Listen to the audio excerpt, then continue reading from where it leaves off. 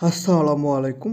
আজকে আমরা সম্ভাবনার একটি অঙ্ক সমাধান করব, যে অঙ্কটি 41তম বিসিএস এবং সহকারী প্রাথমিক শিক্ষক নিয়োগ 2023 সহ আরও অনেক পরীক্ষা এসেছিল। আসুন আমরা অঙ্কটি দেখি। 1 থেকে 140 পর্যন্ত সংখ্যাগুলো থেকে একটি সংখ্যা দ্বৈবচন পদ্ধতিতে বেছে নিলে সংখ্যাটি বর্গ সংখ্যা হওয়ার সম্ভাবনা কতটুকু? অঙ্কটিতে বলা হয়েছে 1 থেকে 440 পর্যন্ত সংখ্যাগুলো থেকে যে কোনো একটি সংখ্যা আমরা বেছে নিই সেই সংখ্যাটি বর্গ সংখ্যা হওয়ার সম্ভাবনা কতটুকু। তো সম্ভাবনার যেহেতু অঙ্কটি, সম্ভাবনার অঙ্ক করার জন্য আমাদের প্রথমে সম্ভাবনার যে বেসিক সূত্রটা আছে সেটি জানতে হবে। সম্ভাবনার বেসিক সূত্রটাকে মোট ঘটনা, আর উপরে হচ্ছে অনুকূলে ঘটনা।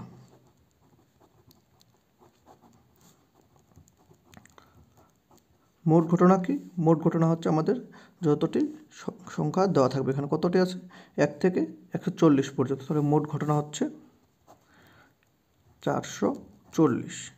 আর অনুকূলে ঘটনা হচ্ছে আমাদের যেটি বের করতে বলেছে, ঠিক আছে, বর্গ সংখ্যা। তাহলে এখানে বর্গ সংখ্যা থাকবে, যেহেতু এটা আমাদের হাতে এখনও পাইনি, এটা আমাদের প্রথমে তাহলে বর্গ সংখ্যা বের করে নিতে হবে। তো বর্গ সংখ্যা আমরা কীভাবে বের করব? বর্গ সংখ্যার পদ্ধতিটা খুব শর্টকাটে আমরা বের করতে পারি। শর্টকাটে বের করার আগে আপনারা ফেসবুক থেকে দেখলে পেজটি লাইক এবং ইউটিউব থেকে দেখলে চ্যানেলটি সাবস্ক্রাইব করে নিন। আসলে আমরা তাহলে বর্গ সংখ্যা বের করার ক্ষেত্রে বর্গ সংখ্যা বের করতে হলে আমাদের যে সংখ্যাটি দেওয়া আছে 440, সেটি কোনোভাবে কোনো সংখ্যার বর্গ সংখ্যা কিনা সেটি দেখতে হবে। মোট বর্গ, যদি সেটি বর্গ সংখ্যা না হয় তাহলে তার আশেপাশের কোন সংখ্যাটি বর্গ সংখ্যা সেটি সম্পর্কে সেটি বের করতে হবে। তাহলে এখানে আমরা যদি জানি 40, যদি আমরা 20 ধরি, 20 দিলেও কিন্তু হয় না, 20 400 হয়।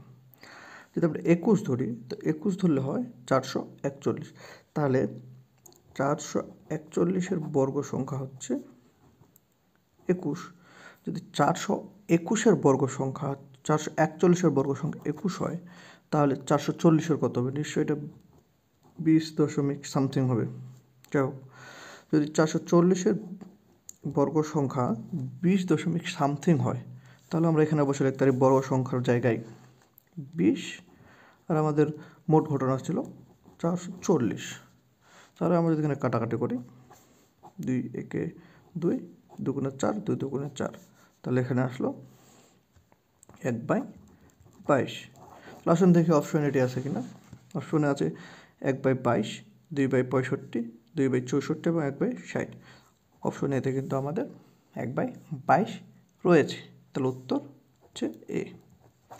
তাহলে আপনারা এরকম একটা প্রশ্ন সমাধান করে কমেন্ট বক্সে, প্রশ্নটা হচ্ছে 1 থেকে 20 পর্যন্ত সংখ্যাগুলো থেকে